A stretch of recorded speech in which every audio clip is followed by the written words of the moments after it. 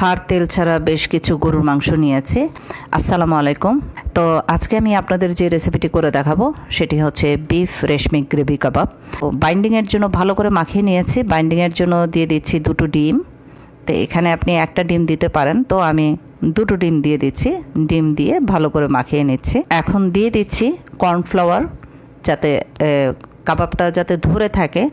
তো ভালো করে মাখিয়ে নিয়েছি। এখন আপনি আপনার মতো করে শেপ করে দিবেন। একটা পাইপ নিয়েছি, স্ট্রো নিয়েছি। হয়ে গেছে, সবগুলো কাবাবের শেপ হয়ে গেছে। এদিকে তেল গরম করতে দিয়েছিলাম, তেলটা গরম হয়ে গেছে কাবাব ভাজার জন্য।